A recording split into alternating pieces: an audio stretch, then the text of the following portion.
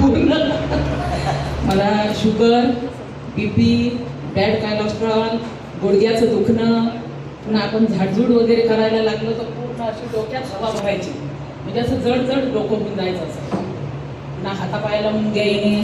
आणि यवतमाळमध्ये Ranade doctor, Phadke doctor, गिरी doctor सगळ्यांनी नी रिप्लेसमेंट दोन्ही गुडघ्याचे.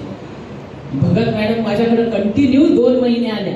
मी ऑपरेशनची तयारी केली होती, पण त्या म्हणे मॅडम तुम्ही ऑपरेशन करू नका, एकदा तुम्ही हे औषध घ्या आणि काय रिझल्ट येतो ते बघा.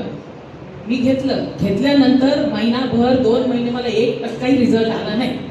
पण 3 महिन्यानंतर मी रोज फोन करायची, मॅडम तुम्ही तो म्हणे यांनी लवकर बनवते, 1 बॉटलमध्ये बनवते, मला काहीच रिझल्ट नाही, मी ऑपरेशन करते. पण त्यामुळे नाही मॅडम थांबा, 3 महिने तुम्ही घ्या मग सांगा. मग 3 महिने मी घेतलं, पण नंतर मला हळूहळू चांगला रिझल्ट आला. 28 वर्षापासून दुखणं होतं मला गुडघ्याचं. तर मी रोज पेन किलर घ्यायची. मी पेन किलर घेतली तरच मी दुसऱ्या दिवशी काम करायची, नाही तर मला काम करता येत नव्हतं. चालायचं असलं इथून तिथपर्यंत चालायचं म्हटलं मला 10 मिनिटं लागायची. पुन्हा मला लघवीचा त्रास खूप होता, अर्ध्या तासांनी रात्री उठावं लागायचं. पण आज अमृत ज्यूसनी मी एवढी बरी आहे का मी सांगूच शकत नाही. अजिबात म्हणजे काय सांगू, रिझल्ट काय सांगू हा सुद्धा विचार.